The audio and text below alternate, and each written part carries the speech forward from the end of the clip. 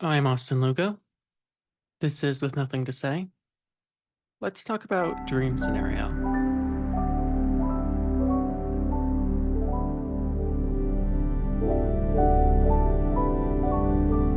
Now, as you probably noticed, I am going solo today.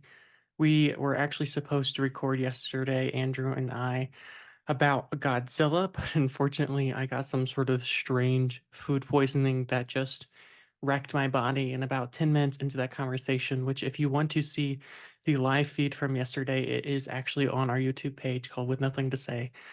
Live, utter failure because it very much was. About 10 minutes into the conversation before I was just about to explode. I could not make it at all. So, unfortunately, that has been pushed back to next Saturday, since Saturday is really the only day the two of us can actually meet up, since I have two full-time jobs and he also has a full-time job. And neither of those full-time jobs, none of those full-time jobs include this. We've always done this for completely free. And don't get me wrong, if one day someone was like, hey, we'll give you a bunch of money to do the show, we certainly wouldn't turn it down, although we are certainly in a place. Excuse me, I think there's some sort of hair on the webcam. But that's all to say that we are in a place where if we never get paid to do this, we'll continue to do it every week for the rest of our lives, because if nothing else, it's just an excuse to see each other and talk to each other. I mean, we used to be next door neighbors. We went to elementary, middle, and high school together. So the fact that we now live a couple thousand miles apart, a 3 day drive, a 4 or 5 hour flight, hundreds and hundreds of dollars to see each other in person. This podcast has, for many years, as since COVID, been a good excuse to talk to each other, if nothing else. So the podcast will continue even if we never make money off of this. But it looks like things are finally trending in the right direction. It may be within the next year we have a couple of ads, but because we're in a place where this, and first and foremost, is something for two best friends to do and to talk about the movies that we love and we're watching, this will never be influenced by any sort of advertising. So if advertising ever does come our way, which it looks like it will be sooner rather than later, which feels good since we've been doing this podcast for 3 years and never made a penny off it. I think a couple of bucks thrown our way wouldn't really be too awful. And for all of those who would like to support what we do, would like to support the podcast and all of the other amazing things that we try to do each and every day, we do have a Patreon, patreon.com/, with nothing to say, which is the only place where you can get our after show, with nothing else to say, which is a really great show, one of my favorite shows. In fact, the few that we've released to the public are some of our most popular episodes. And I think that's because we, instead of talking about one individual movie, we just talk about the movies that we were seeing that week. Typically, it's a lot of new movies. Me and him go to the theaters all of the time.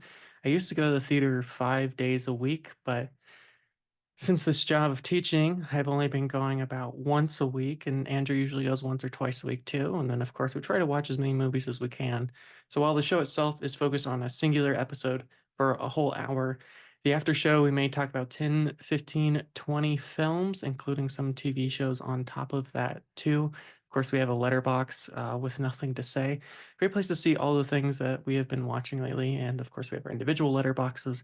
Andrew's retros, RETR0 Andrew, and mine at Austin Lugo, which of course we give at the end of every scenario. But I'm blabbing on a bit, so I'm going to take a drink of this Propel, trying to get some electrolytes back after a day of just feeling absolutely awful, and we will get into a dream scenario.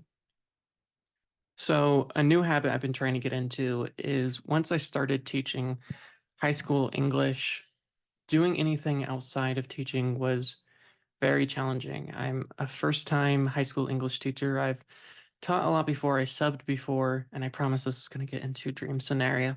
It's not a tangent, it's all actually going to lead in the right direction. But for the longest time, about 12 weeks, I didn't see a single movie. I didn't watch a movie in theaters, I didn't watch a movie at home.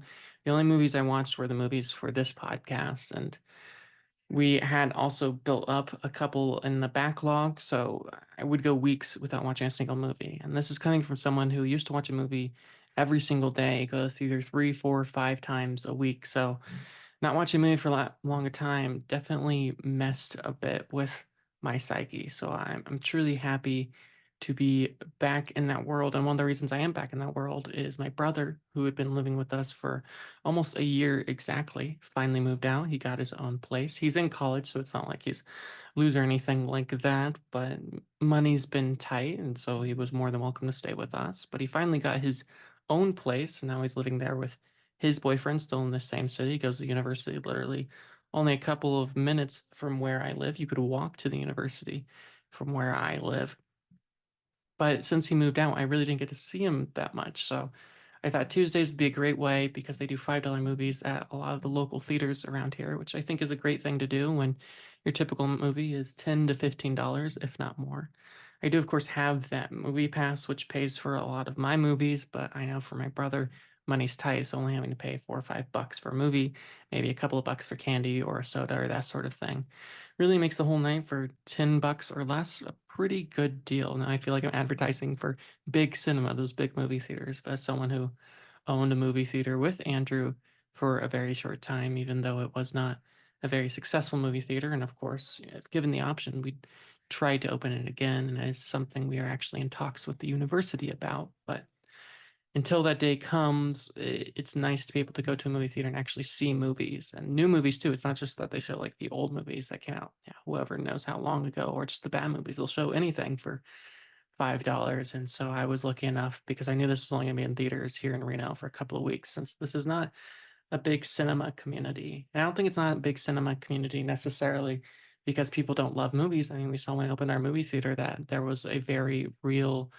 love for this kind of cinema. It's just there hasn't really been a place to provide that sort of thing for them. And unfortunately, we're not able to provide that for them either. Hopefully, someone eventually is able to provide that service for them. Hopefully, us, Theater 42, Life Through Fiction, all that stuff. But as of today, we cannot yet provide that service. So instead, on Tuesdays, we've been going to a movie theater on the South Side, which is the best movie theater here in Reno. It is a Century Theater. For those Reno listeners, they know it has the Century Summit Theater on the south side of town. Nice projection, good sound quality, great seats, cheap movies. They're really the only ones that show anything even remotely art house. I mean, we still miss a lot of those big art house films, even some A24 stuff. Of course, one of the most famous examples was about 2 years ago. I believe it was now when that new, oh gosh, was the guy who made the Florida Project? I think it's Sam something. I can't remember his name at the moment.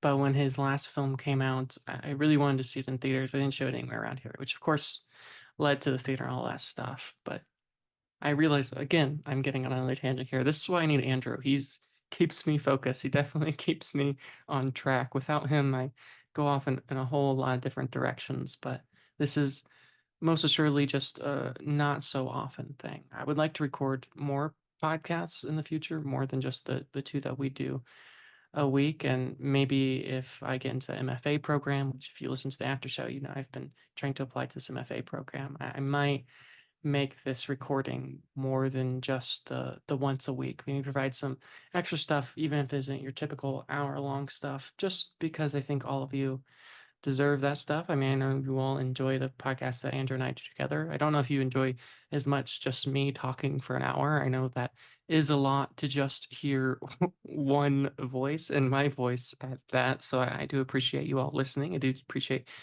you all hearing this. And this time we really are going to get into the film itself. Dream Scenario. So for those of you who don't know, Dream Scenario is a Christopher something or other. I really should have learned his last name before I talked about it on the podcast. I should have looked it up here on Letterbox, which is how I do pretty much everything. Of course, it stars the one and only Nicolas Cage. Oh, I just had it on here, just slipped away. Christopher Bergoli, director of films such as Sick of Myself, and a couple of short films. I don't think he's done a lot of features. Drib.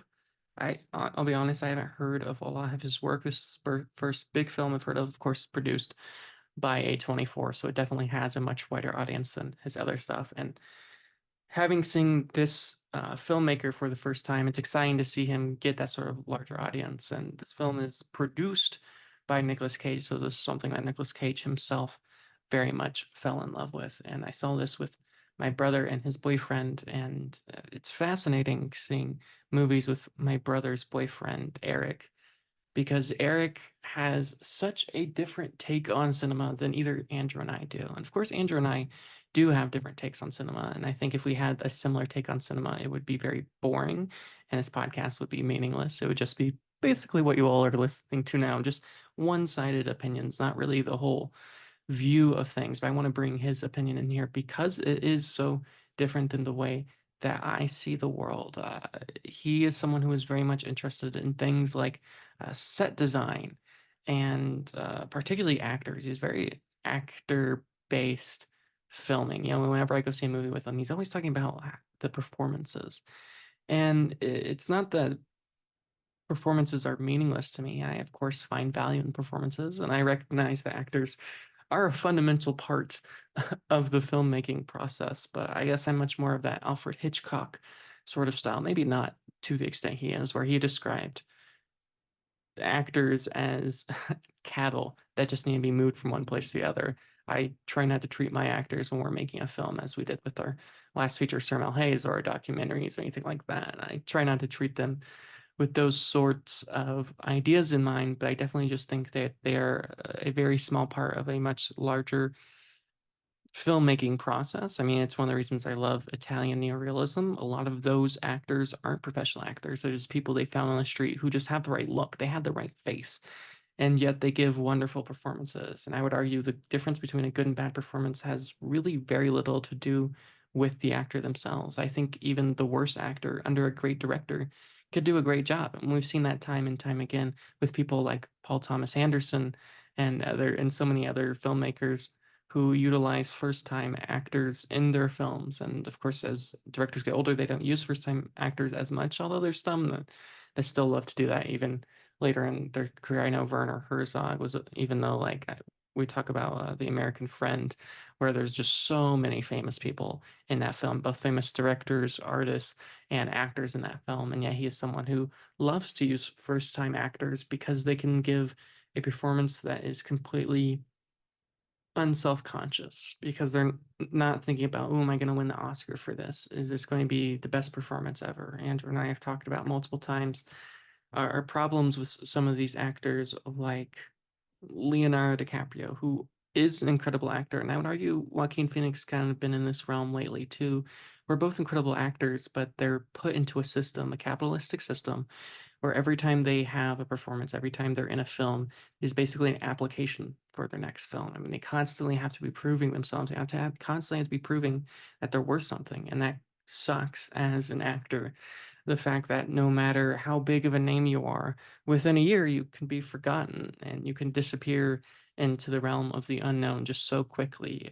We often think of that quote from Andy Warhol, in the future, everyone will have 15 minutes of fame. But I think the one thing we forget about that quote, which seems so accurate today with things like TikTok and Instagram and Twitter and all of these different things, the thing that we forget about all of that is if someone's having 15 minutes of fame, that means someone else is losing their fame. And fame is so fleeting in this world, which is so strange because we're at this moment in time where, in a certain sense, we have this Karl Marx type world. And stick with me here as I talk a bit about socialism. And if you don't know about our political beliefs, let's get into a bit here now. But Karl Marx believed if you read Das Kapital, at least the first volume, I've only read the first of three. I mean, heck, the three volumes is like 3,000 pages. So give me a little bit of leeway on this, but in the first of the three, he talks about this idea of an artist's marketplace, a place where everyone in the marketplace can create great art and make money doing that, which we definitely see that with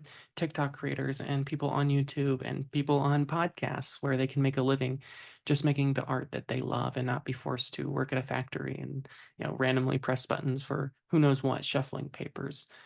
I was talking to Emily, my wife, just 2 nights ago, talking about what exactly is an office job. And maybe some of you, our listeners, can chime into what exactly an office job is, because it's something that's sort of always baffled me. Both my wife, myself, Andrew, all of our friends have never had office jobs before. I mean, Andrew has been a journalist. That's very easy to figure out what he does. He is telling the stories of today, right? He's telling local stories to a local community. I've always worked in film, so I've made movies. I understand that. The podcast, I get that too. And now as a teacher, like I very much understand what I do. It's very clear to the world what I do. And my wife, of course, she's an occupational therapist, so I understand what she does too. There's a very specific thing. But for all of you office workers out there, all those people who have the classic 9 to 5 job, what is it exactly that you do all day? I know there's a lot of talk of like meetings and emails, but for what? For why? It's something that's always baffled me. And one of my big dreams is that this podcast becomes one of my forms of making a living and hopefully making a living for Andrew because I love teaching and I love being a filmmaker, but having sort of those multiple safety nets is something very important in the type of career that I have. I mean, if I depended everything on my production company, which luckily is doing okay right now, Life Through Fiction, we're working with some pretty big name athletes and companies, but there was just a couple of months ago a time when we had no money coming in from there. And that's the reason I became a teacher is,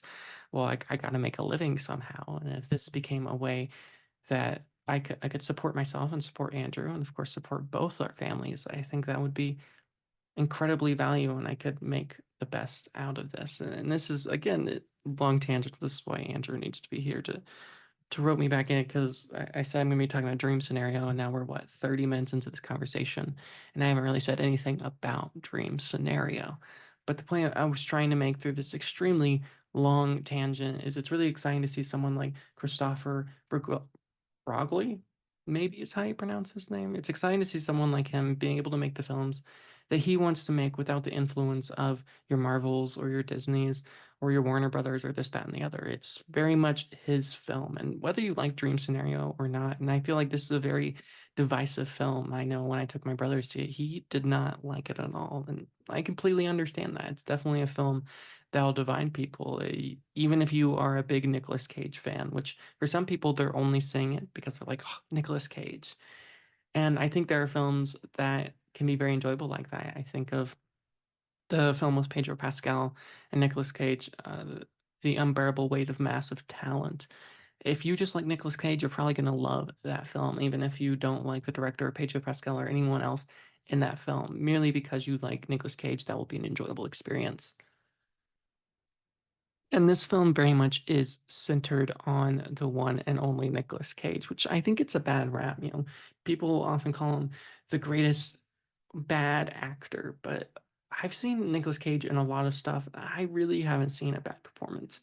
I've seen him in many bad films, but those performances were still very much him, and he's always giving it his all, and he certainly does that here. I mean, he puts 110% into every film that he does, and I think a quote unquote bad performance from Nicolas Cage has more to do with the film, the writing, and maybe even the direction. But here you really see Nicolas Cage, I mean, a lot heavier than he usually is.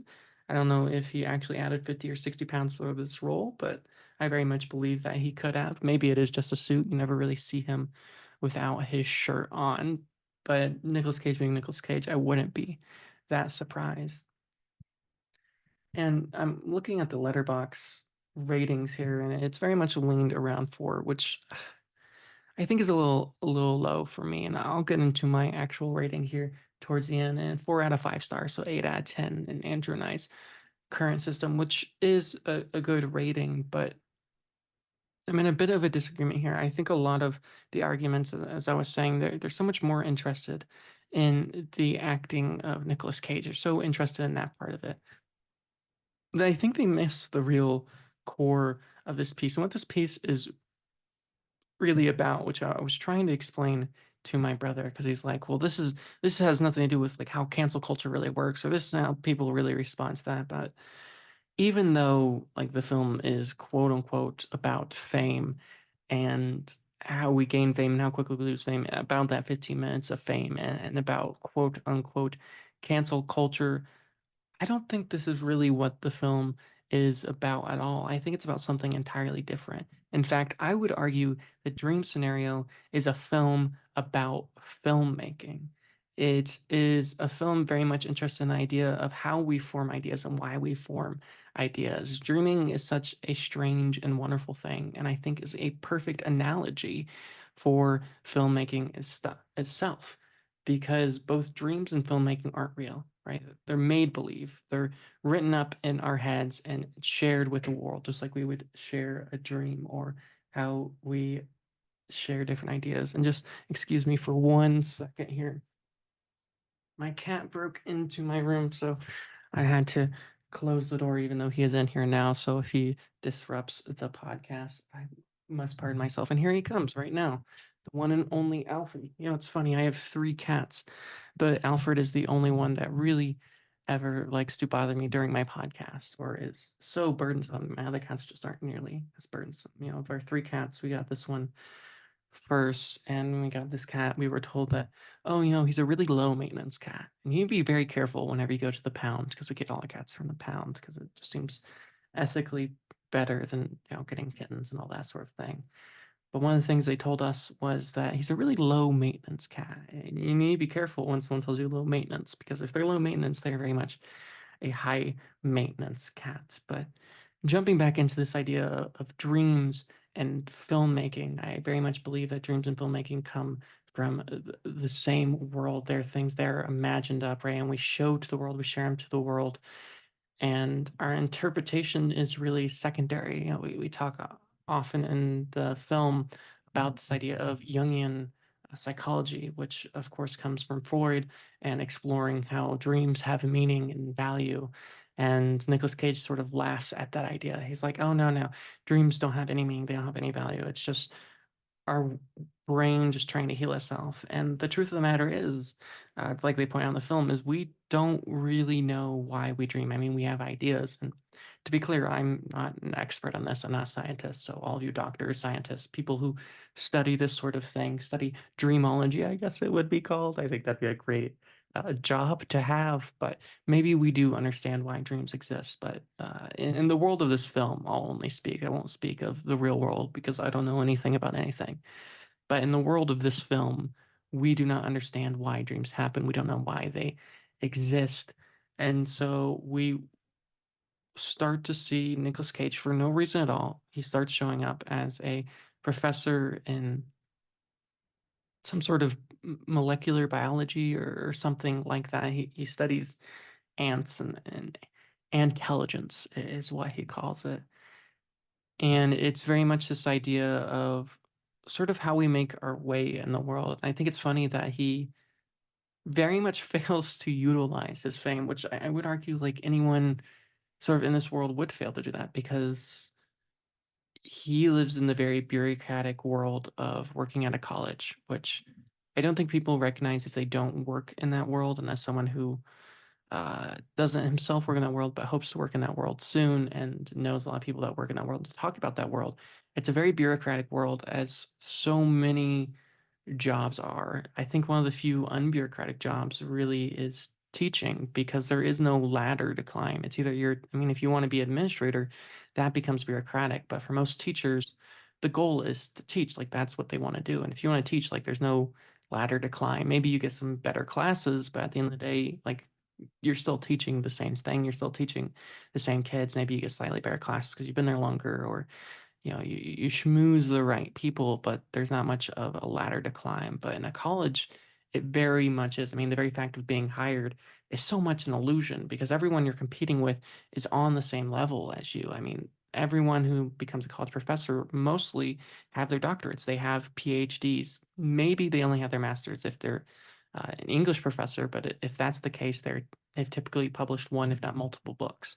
It's so much dependent on how we look, not only to the outside world, but to the college itself, because the college isn't just looking for their sake, right? They're not just looking because, oh, it makes them feel good. It's because college professors are then sold to the outside world. It's a very strange profession and very different than being a teacher in high school, middle school, elementary school, because you don't have to sell kids on the idea of going to high school. I mean, maybe my kids, because we live in a pretty tough community where kids do want to drop out, but it is required by law from first grade to 12th grade, technically, for children to attend. And so, who the teachers are, while we want competent teachers always, we do not have to sell this idea of, oh, look how smart this teacher is, look how good looking this teacher is, which happens more often than not in the college institution, unfortunately, and it happens in many parts of the world. I mean, it's a reason why, you know, when you go to a cash register at Walmart or you go to a cash register at Aeropostale, you have very different people serving you. That's not a coincidence. That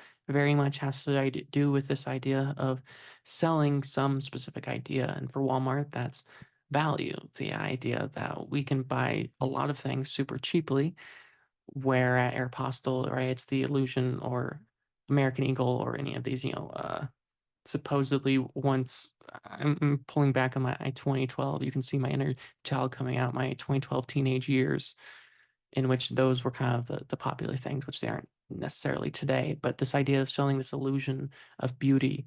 I mean, you look at any model and anybody's clothes that they wear, they always look very beautiful, right? They look muscular and strong and just look like everything that they're supposed to look like. And now I gotta go close this door again because Alfie is being a nuisance. And I'm back again. Apologies again. My cat is just the worst. I'm gonna take a drink of my Propel. But so much of these ideas are based off of our image, especially in a college, because you are selling it to students. I mean, students have to choose to go to this college, so you have to sell this idea to these students. And so we kind of see someone who is very successful, very smart.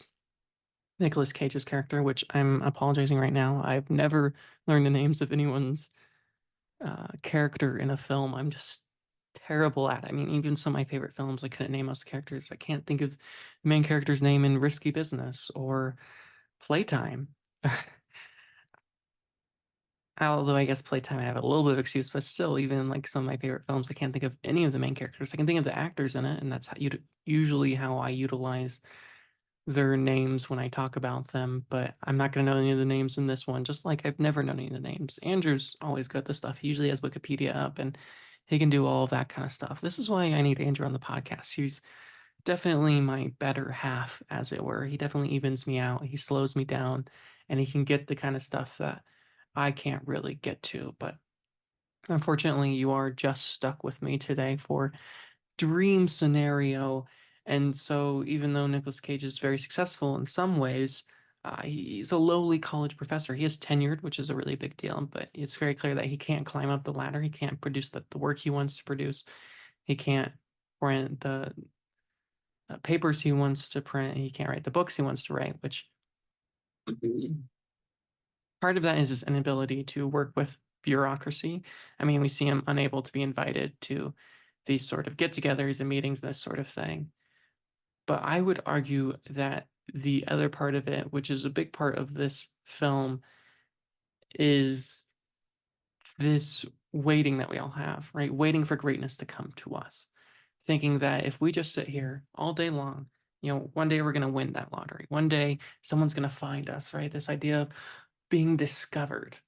We see this so often with artists, particularly. And I think it's interesting that we take a scientist and put this in this world because it's so true with, unfortunately, so many professions beyond just art. But I think it's a great analogy for us artists, is so often we are waiting for someone to see our brilliance. We're waiting for someone to see the podcasts that we make. We're waiting for someone to see the films that we make, the music that we make, the things that we do. And once we're quote unquote discovered, then everything will work out for the better. And don't get me wrong, that's very much a scenario for so many people. Luck inevitably plays its role, and we can't pretend that luck doesn't play its role. I mean, the very fact that you are listening to this or watching this has a lot to do with luck, whether because of the YouTube algorithm saying that you would like this podcast, or because you just were scrolling through the internet and bumbled your way onto here, or maybe you've been listening since the very beginning and you lucked on it then. We can't believe that luck isn't a part of it and just say, oh, it's all about hard work. And I think that's kind of what this is toying with, is it's a combination of the two.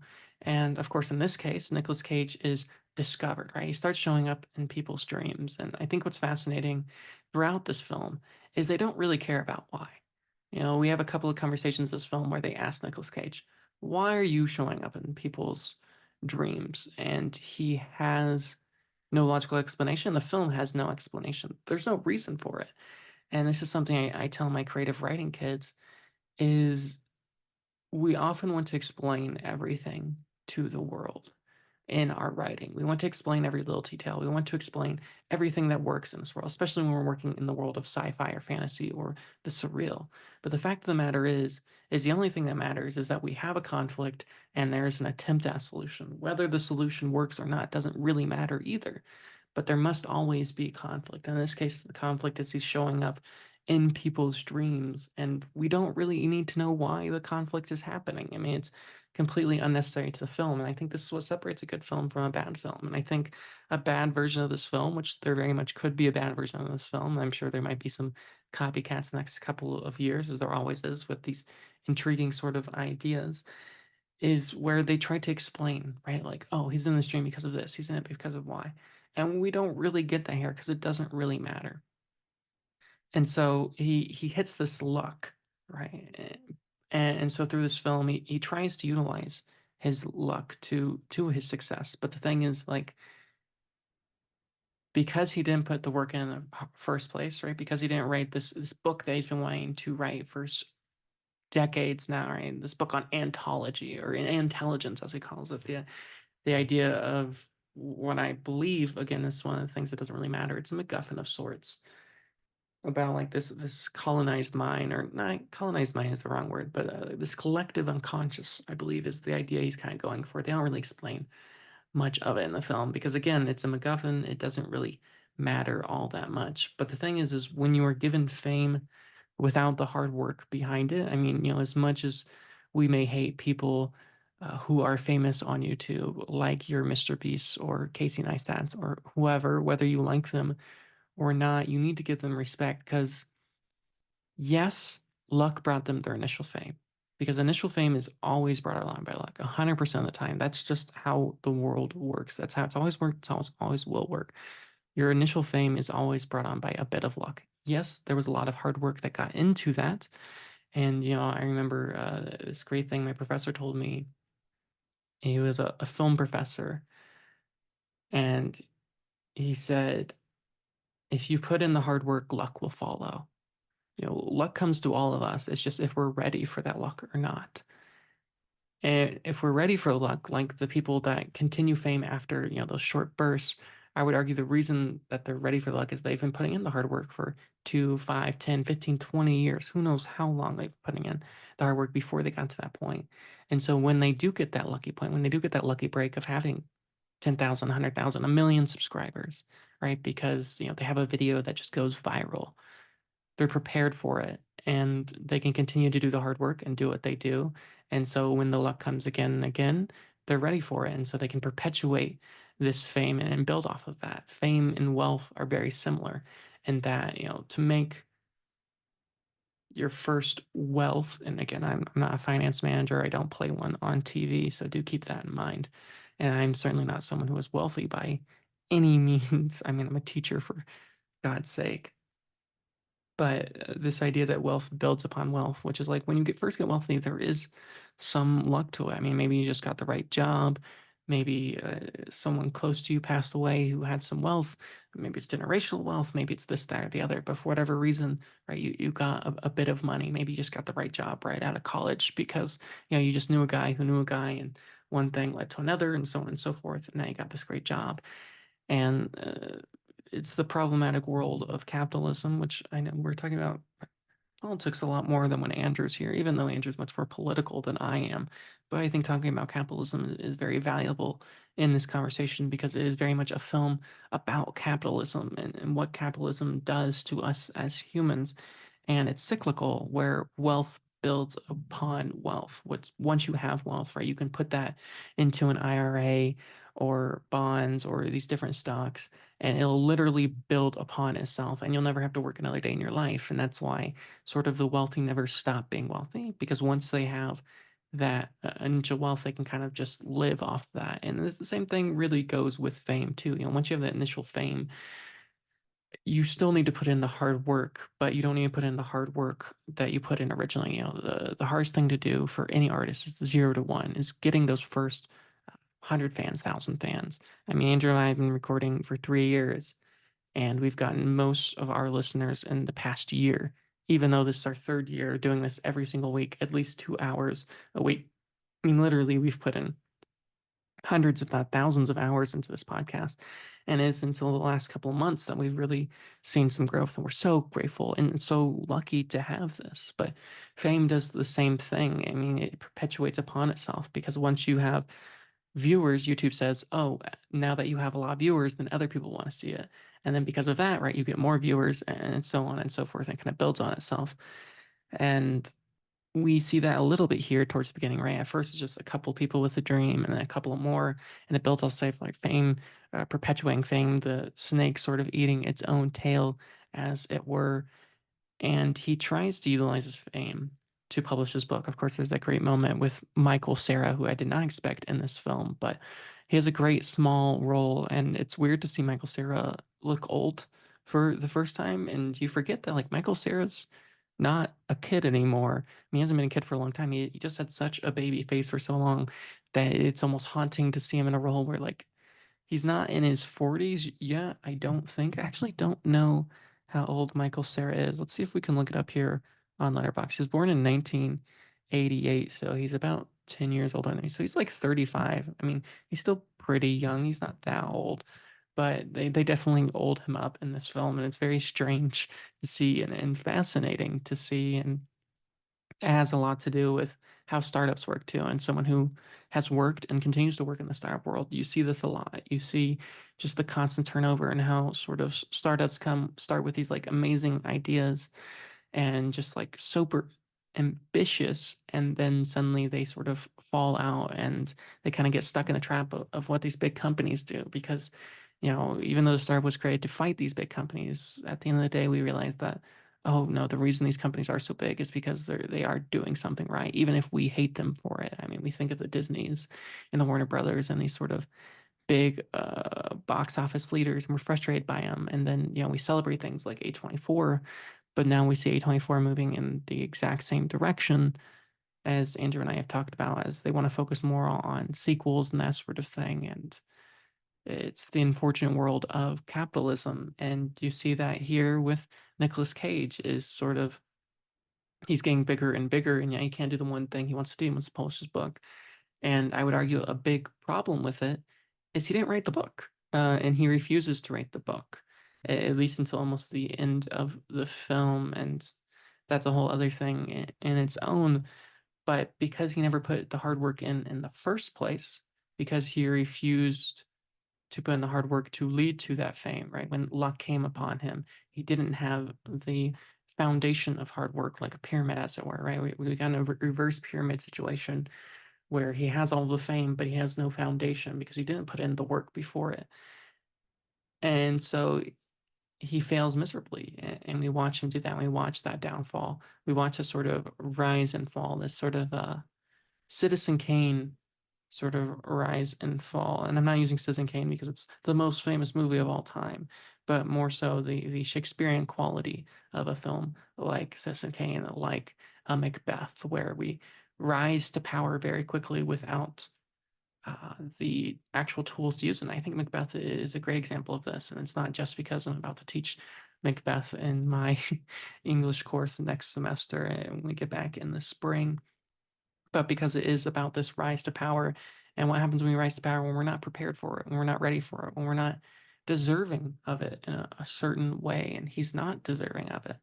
And so when he commits this sin, for better or worse, suddenly it reverses on him, right? The cancel culture of fame kind of attacks himself. And I think it's interesting that in a certain sense, he does have no control of the dreams, right? Suddenly they start having these terrible dreams with Nicolas Cage in it, where he's murdering them and raping them and killing them and doing all these terrible things. And those moments where we get to see those dreams are really exciting moments. And what I love about this film is it really plays with this idea of dreams. And I go back to this idea of talking about how dreams and cinema are so similar. And that's the surreal place where when you are inside it, you will believe anything. We call it suspension of disbelief in writing or filmmaking or really a whole lot of arts. And this happens in dreams too, which is really fascinating, which is when you're in a dream, there's no logic to it. There's no reason to it. I think that's why we see so much of David Lynch's work. He says so much of his work is inspired by a dream, right? By dreams that he had. And when you try to explain a dream to someone, they don't make a whole lot of sense or really any sense at all. The dreams just seem completely nonsensical. And yet despite the nonsensical nature of these dreams in that moment, when you're in that dream, no matter how absurd it is, it makes sense. And that's the same thing with films too. You know how absurd a film is. I mean, think of the Lord of the Rings. You got elves and trolls and hobbits and wizards, and yet when you're in that film, you just believe it. You're just there for it. You just buy into it. And so that very much plays on that, and you never know when anything's going to be a dream or reality. And you can kind of guess sometimes, but sometimes you're not really sure. And it's definitely playing with this idea of what's real and what's not. And this is something that very much affects me because sometimes, like, I'll think back to a memory and I can't figure out if it's a dream or if it's something that actually happened. The reality and dream world seem one and the same sometimes to me, and maybe that's part of the curse of being an artist. And I think anyone can be an artist. I think artist is a choice. It's not something we're born with or given. I think it's a choice that we make every single day. But so is these dreams that he doesn't really have any effect on. I mean, they start changing and he becomes evil.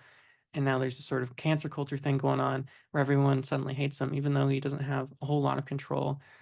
But what he does have is, and I think this is how fame works too, which is that we cannot control how other people think. We never can. We want to. We wish we could.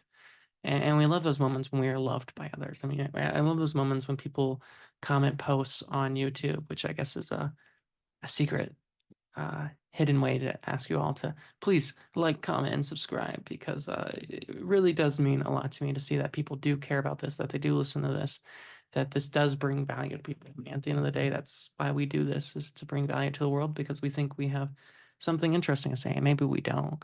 And it's amazing, you can get 20 great comments about how much uh, good we're doing, and then you get one bad comment of like, oh, I disagree with this completely, or you're a bunch of idiots, and how much that can affect you. But the truth of the matter is you can't control how other people think. The fact is that in this world, there are going to be people that hate you. As a teacher, that's something you learn every day. I mean, being around teenagers all day, there's kids that just hate me. And there's no logic, there's no reason. They just walked into school the first day and were like, I'm going to hate you, and have made that decision. And I can't control that thought process. I can't stop them from hating me, unfortunately. That's just how the world works sometimes.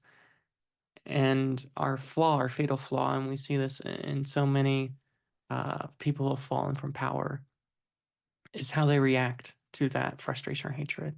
And it's understandable, completely human reaction, which is frustration and lashing out with our own anger, which is what we see Nicolas Cage do. His reaction to people getting angry at him is getting angry back, which is so interesting because it's so different. And we see this arc, as it were, of our character. And it's the exact opposite arc of what you want. Like, it's the way he's getting everything once, but he's also not. Because at the beginning of the film, he's incapable of doing anything. And that's sort of his failure, is his inability in any scenario to do anything at all. And then when he's finally able to do something, he does the wrong things, right? He gets angry, he gets frustrated, he's yelling, he's screaming, he's attacking in a certain way. He become his fatal flaw at the beginning of the film is that he doesn't do anything, and then what's interesting is it reverses itself, right? His fatal flaw becomes that he is doing the exact wrong thing, and one of the solutions to this, which you see a lot of famous people do, is they just sort of let it go and sort of step back for a bit. And maybe if he had just stepped back, maybe this all would have just faded away and he could have just lived the rest of his life as a normal life, right? But now he has to fight against it. And it's very frustrating because on one end, you're kind of on his side. I mean, you are frustrated because you feel like you're part of the situation too. And this film is so focused on Nicolas Cage. I mean, it's almost a first person POV that even though he does these awful things, at the grand scheme of things, they're really not that bad. And really, to the kind of things that we're willing, I mean, you think of a Breaking Bad, how you're still rooting for Walter White almost till the end, despite being a terrible person. In this case, we're rooting for someone who isn't necessarily a terrible person, but clearly makes like uncomfortable and cringe-like decisions, and we cringe for him, but we're still rooting for him, even though we know he's doing the wrong thing, and we know he's going to continue to do the wrong things.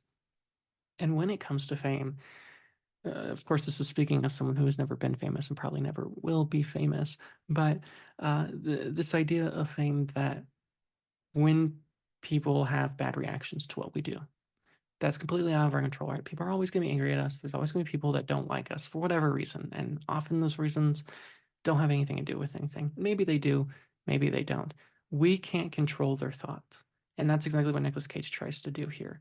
He tries to control the thoughts of the people in this film, right? He tries to say, stop dreaming about this. Like, I can't control this, blah, blah, blah. But instead, he should be listening to the people who are having these terrible dreams, these terrible things, and sort of accepting them. And I don't know if, see, the problem with apologizing, and I think we should always apologize for any wrongdoings. I mean, I grew up in the Midwest. I apologize when I bump into someone, let alone, do some sort of heinous crime. But apologizing is so often self-serving. And there's this wonderful moment towards the end where he records himself and he's crying and he's apologizing. And we see it all the time with so many people, particularly on YouTube more so than anywhere else, where they kind of have that fake apology that is so self-serving because they want people to like them. And I think it's in the TV show High Maintenance. I believe it's High Maintenance. I could be wrong, but I feel like it's High Maintenance, where it's this YouTube sensation and she's called out for something, right? She's canceled, quote unquote, for whatever reason. And she's sitting in her bed and starts recording this apology video and she's crying and then she stops it. And then, like, you can just see her face go blank and she starts the thing over and does it again and then does it a third time. And I think that's such an incredible moment because it's this way in which fame makes us disingenuous. Because irony is, and I think of David Foster Wallace and a piece that he wrote on writing, where the at first we write for ourselves. We write for no one but ourselves.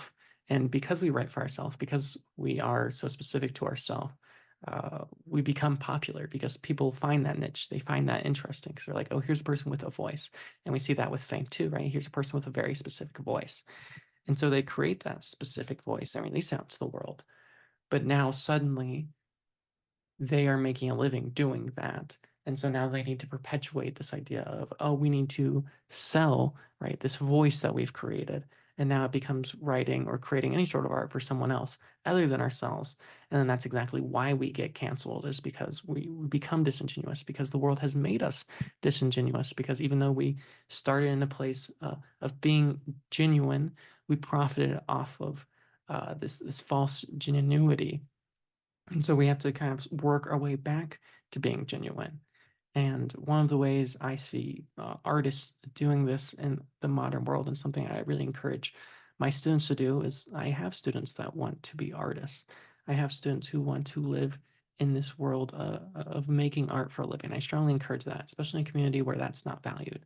When you graduate high school, if you graduate high school in a community like the one I work in, you go and work in a factory, or maybe you go on to college, but you definitely never become an artist. That's something for rich people to do. But I strongly encourage my students to become artists, but never to make their living from art. I mean, there's a reason that I've never depended on this podcast for my living. I've never depended on my production company to make a living because I never want to be influenced by uh, financial strain in whatever scenario. I never want to make a podcast because I want to make a certain amount of money, or make a film because I need a big paycheck.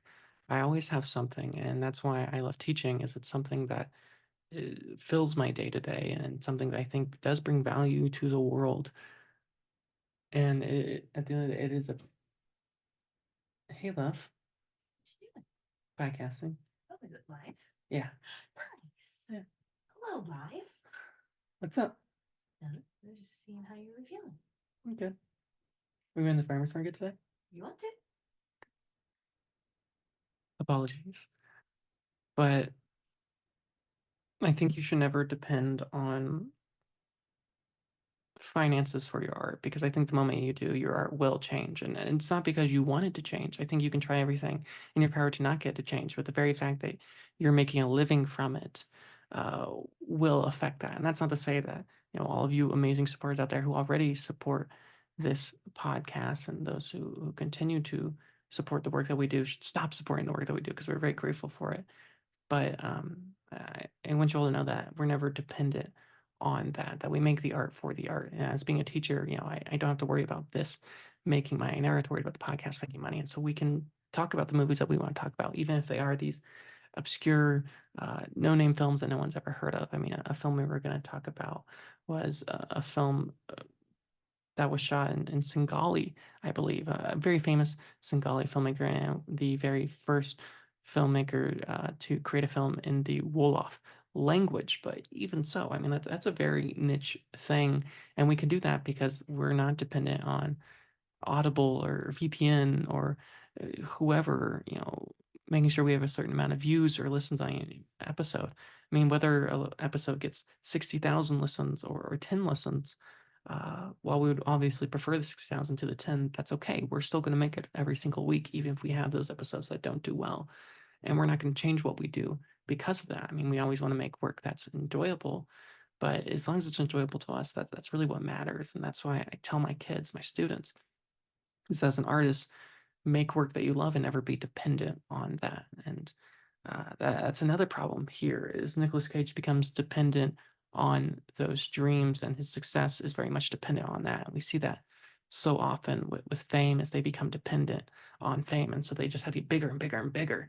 I mean, I talked about Mr. Beast earlier, and you think about like his early videos and how like today, like, he's getting $1 million prizes every single day. And it's kind of insane and crazy, but like he's always got to be bigger because he at the end of the day is dependent on his art. And I think that's a very scary thing to do. And I admire people who can do that. But for any of our artists out there, any of our artists listening to this podcast, which I imagine a large portion of the people listening to this podcast are artists, I don't think you should be dependent on that. I think it's great when you make a living from your art. And if I make a living from this is great. But I will never be dependent on this. I will never depend my paycheck paying my rent on this, even if this does become a show that's extremely popular and tons of people listen to it. And Andrew and I are lucky enough that we do make enough money that we could depend on it. We will never become dependent on that. And I think that's Nicolas Cage's one of his biggest failures is he becomes completely dependent on these dreams and this bureaucratic world and on fame itself. And so that is his downfall. And there's this beautiful moment towards the end of the film where there's this commercial for people who literally start advertising in people's dreams. And I think the way it works, it's not very clear, but I think you have to buy the thing like to get the advertisements, because the idea is like, it's selling a product that will take away bad dreams, which is great, but it's a subscription service because, of course, it is, because everything is subscription service in the 21st century here, which I think is a very interesting idea. And there's some actually really great books on this topic that I read about when I was trying to open the movie theater, because I was really fascinated by the idea of a subscription service. But basically, it's a subscription service to not have bad dreams anymore. But part of the price of subscription service was that you got advertisements in your dreams. You'd be given advertisements in your dreams, but you could also jump to other people's dreams without their permission, which feels very rapey. I mean, there's no other word for it. I mean, very molesty.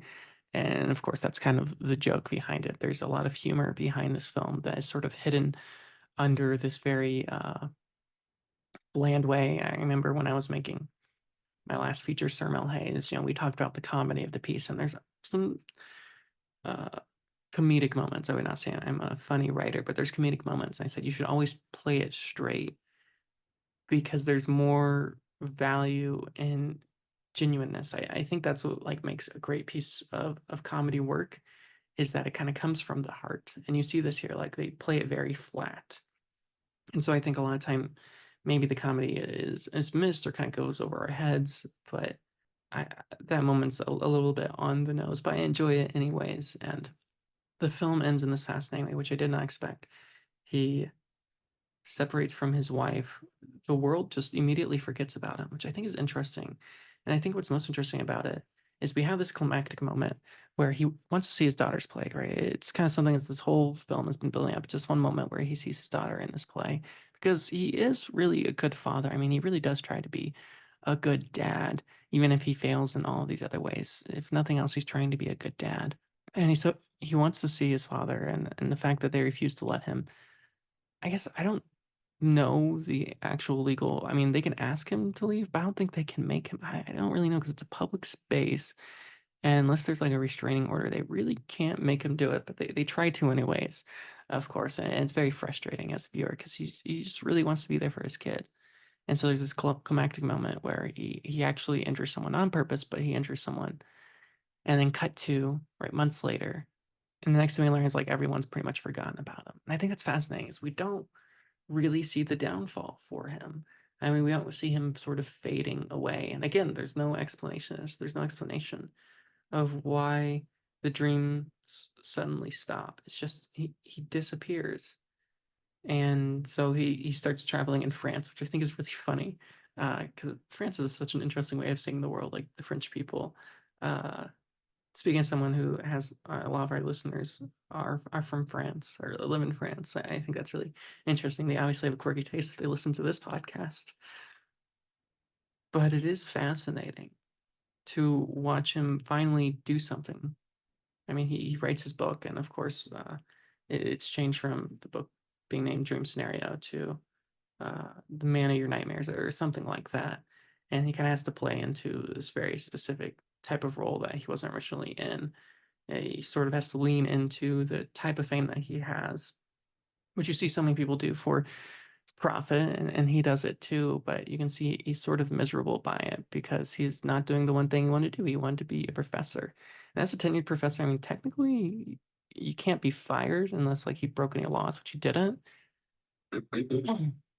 But despite all that, I guess he gives up being a professor and he spends his days selling a book that he only kind of wrote and doesn't really like, but like that's where his fame is at. And so he's just kind of following that tiny little flicker of flame that's left, trying to make as much money as he can. And we see this all the time with people who were once incredibly famous and now make their living selling these novelty items because they identify so much with that moment in their life, and it's depressing. And we see that with him. But instead of ending on this depressing note, which you very much could, and I would expect nothing less from a film like this, but instead of that, we end the film with Nicolas Cage entering his wife's dream. And he's entering a dream that describes sort of her big sexual fantasy towards the beginning of the film. And it's a great foreshadowing, a great final moment. And so he saves her wearing the head from, excuse me, the suit from Talking Heads. That, of course, absolutely giant suit. And it's great to see. And they have this final moment where they're sort of dancing together. And at the last moment, he floats away. And I'm fascinated by this idea of love in this piece. This idea that love is not only about our day to day, what we see each other, but it's about the dreams that we have. It's about the life that we want to live and how love is about dreaming about another person. Like it's not just about, being there with them, but it's wanting to be with them when you can't be with them. It's like those moments that define love. And it's a really touching final moment. It's very clear that he loves her very much. And how she feels is much less clear. But I am fascinated and maybe a little haunted by those final moments of the film because I don't know if it's a happy ending or not. I mean, he's content that moment. They have that beautiful moment together, but it is just a dream. So, what is the rest of his life going to look like? No one can say for sure, which is why it makes for a perfect ending. Is you kind of end on what is called a button, where there's sort of like this little last thing that leaves you with more questions than answers. And we see this in great essay writing too, which I teach my kids this idea that while we come to a conclusion, there's always something just left unanswered, something that doesn't quite finish, or not even that's left unanswered, rather, another question is asked. I think that's what we see with this piece. Is what does his future look like for Nicolas Cage, his wife, his kids? I think that's the lovely thing about film that you don't get in life is I think it's life. I think it's silly when people are like, "Oh, well, life is like a movie." And I'd say life isn't anything like a movie because a movie has a beginning, middle, and end, and it's all wrapped up in one moment. Where life is just, it's never ending. And when it doesn't, in those final moments, whenever they are, like it's just done. There's no conclusion. There's no logic or reason. It just ends for. But that's what I love about movies. That's what I love about cinema. And that's what I love about this film. So, giving some final thoughts on it, since it is just me, I'm not going to, go through the whole thing as I usually do because it has just been me talking for pretty much an hour now. So, I'm just going to wrap it up by saying I'm going to give this film a solid 9 out of 10. Some of the best editing I've seen in years, beautiful cinematography, great performances, wonderful writing, a really enjoyable film, and exploration into fame and cinema and what it means to make art and to be an artist. And just really just an overall good time, which I guess at the end of the day is all you can really ask for. So thank you all for listening. Of course, you can find everything I do at Austin Lugo, or you can also find us on Patreon at patreons.com/with nothing to say. And thank you all for listening.